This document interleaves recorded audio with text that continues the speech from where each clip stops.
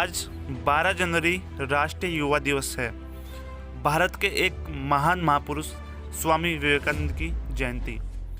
इस दिवस की शुरुआत 12 जनवरी 1984 से हुई, क्योंकि 12 जनवरी 1863 को स्वामी विवेकानंद का जन्म हुआ और उन्हीं के जन्मदिवस को राष्ट्रीय युवा दिवस के रूप में 1984 से ही मनाया जा रहा है।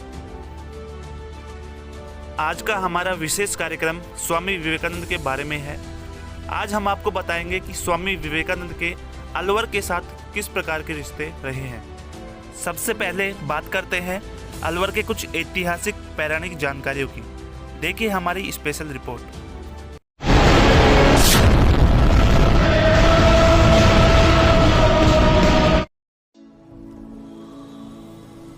महाभारत काल में अलवर की मत्स्य नगरी के रूप में पहचान थी। महाभारत से पूर्व राजा विराट के पिता वेणु ने मत्स्य नगरी को अपनी राजधानी बनाया था। अरावली की गोद में बसे अलवर का अपने किलों, झीलों, हेरिटेज हवेलियों, सरिस्का अभयारण्य के बागों के कारण आज विश्व पर्यटन मानचित्र पर विशेष स्थान है। पांडवों ने अपने अज्ञातवास के दिन सरिस्का में ही बिताए थे। यहाँ का बाला किला, जयसमंद और सिलिसेट झील, अजबगढ़, राजौरगढ़, सिटी पैलेस, फतेहगंज गुंबद व भानगढ़ किला पर्यटकों के आकर्षण का केंद्र है। मगर अलवर की पहचान इससे भी आगे है। यहाँ की माटी स्वामी विवेकानंद से जुड़े कई स्मृतियां संजोए हुए हैं। अजमेर के सुप्रसिद्ध मेयो कॉलेज के प्रथम छात्र रहे राजा मंगल सिंह अलवर के 5वें महाराज थे। संन्यास लेने के बाद 7 फरवरी 1891 को स्वामी विवेकानंद पहली बार अलवर आए थे। उन्होंने 31 मार्च 1891 तक यहाँ के अलग अलग स्थानों पर प्रवास किया था। वर्तमान में जहाँ विवेकानंद चौक है, कभी वहाँ विशाल टीला हुआ करता था। स्वामी विवेकानंद इसी टीले पर बैठकर प्रवचन सुनाते थे। महाराजा मंगल सिंह के दीवान कर्नल रामचंद्र भी यहाँ प्रवचन सुनने के लिए आया करते थे। ओजस्वी प्रवचनों की अहमियत दीवान के माध्यम से राजा तक पहुंची। इसके बाद राजा ने उन्हें शहर आने के लिए आमंत्रित किया। मुलाकात के दौरान जब राजा ने स्वामी जी से मूर्ति पूजा में उनके विश्वास को लेकर सवाल किया, तो स्वामी जी ने झट से उनके ड्राइंग रूम में लगी मंगल सिंह के पिता राजा शोधान सिंह की तस्वीर की और संकेत करके पूछा, क्या ये दिवंगत हो चुके हैं या जीवित हैं? जब दिवंगत होने का जवाब मिला, तब स्वामी जी ने कहा, फिर आपने यह तस्वीर यहाँ क्यों लगा रखी है? क्या इस तस्वीर में आज भी आप राजा को देखते हैं? जब संवाद आगे बढ़ा तो निष्कर्ष यही निकला कि जब दिवंगत राजा की तस्वीर उनके होने का एहसास कराती है, तो हमारे आराध्य देवी देवताओं की मूर्तियां भी उनके होने का एहसास दिलाती हैं। इस तरह से विवेकानंद ने अपनी तर्क शक्ति से राजा की जिज्ञासाएं शांत की और यहीं से अलवर के राज परिवार से स्वामी जी का रिश्ता प्रतापगढ़ हुआ था। स्वामी विवेकानंद के अलवर आगमन को लेकर अलग अलग बातें सामने आती रही हैं। कोई उनका यहाँ आना एक बार मानता है तो कोई 2-3 बार। हरिशंकर गोयल के अनुसार स्वामी जी अलवर शहरों में पहली बार वर्ष 1891 में लगभग 2 माह के लिए आए थे, तो दूसरी बार वह खेतड़ी जाते समय अलवर जिले के बहरोड कस्बे से होकर निकले थे। शिकागो से लौटने के बाद स्वामी जी का खेतड़ी महाराज की ओर से स्वागत कार्यक्रम था। स्वामी जी दिल्ली से पहले रेलगाड़ी से रेवाड़ी पहुंचे थे और यहाँ से बहरोड के रास्ते नारनौल होते हुए खेतड़ी पहुंचे थे।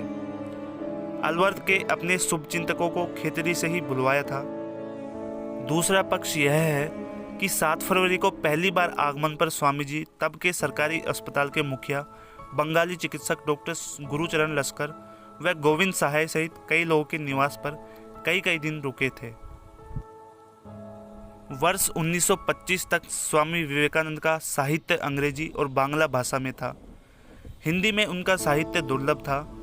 इस कमी को दूर करने के लिए अलवर के छठे महाराज व राजा मंगल सिंह के बेटे राजा जयसिंह ने आर्थिक मदद दी थी, जिससे हिंदी में विवेकानंद के साहित्य की सुगम पहुंच सुनिश्चित हुई। स्वामी विवेकानंद ने लाला गोविंद सहाय को जो पत्र लिखा था, वह आज भी प्रासंगिक व प्रेरक है। इस पत्र में उन्होंने लिखा था कि वत्स, धर्म का रहस्य आचरण से जाना जा सकता है, व्यर्थ के मतवादों से नहीं। सच्चा बनना, सच्चा बर्ताव करना, इसमें ही समग्र धर्म निहित है। जो केवल मात्र प्रभु प्रभु की रट लगाता है वह नहीं, बल्कि जो उस परमपिता की इच्छा के अनुसार कार्य करता है वही धार्मिक है। अलवर निवासी युवकों, तुम जितने भी हो सभी योग्य हो।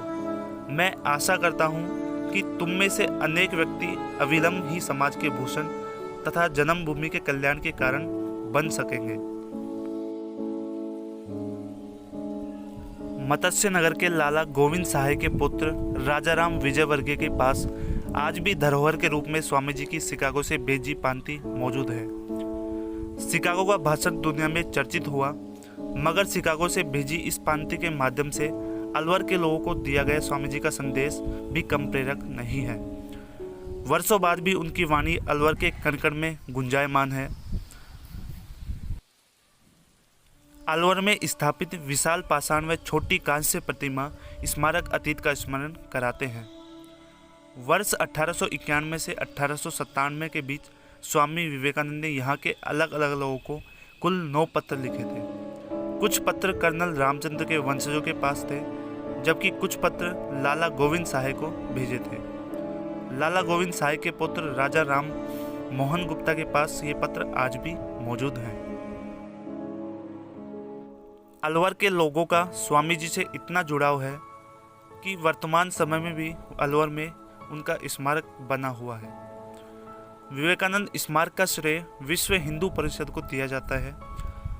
जहां इस समय स्मारक बना हुआ है वह कभी CMHO का घर हुआ करता था। उस समय सरकारी अस्पताल में सेवारत डॉक्टर गुरुचरण सिंह बंगाली थे। स्वामी विवेकानंद ने 1 सप्ताह से अधिक समय उनके घर पर ही बिताया था। बाद में 1 दशक पूर्व यहीं पर स्मारक का निर्माण किया गया। इसी परिसर में एक कांस्य प्रतिमा भी स्थापित करवाई गई। इस स्मारक का निर्माण वसुंधरा सरकार के समय UIT नगर सुधार न्यास ने करवाया था। स्वामी जी जिस कमरे में ध्यान लगाते थे उसे अब पिनोरम डिजिटल दृश्य श्रव्य सिस्टम का रूप दिया हुआ है। इसका शिलान्यास 11 दिसंबर 2016 को शहर के तत्कालिक विधायक बनवारी लाल सिंघल व UIT अध्यक्ष देवी सिंह भाटी ने किया था। बाद में 9 दिसंबर 2018 को इसका उद्घाटन हुआ। तो ये था स्वामी जी का अलवर के साथ जुड़ाव।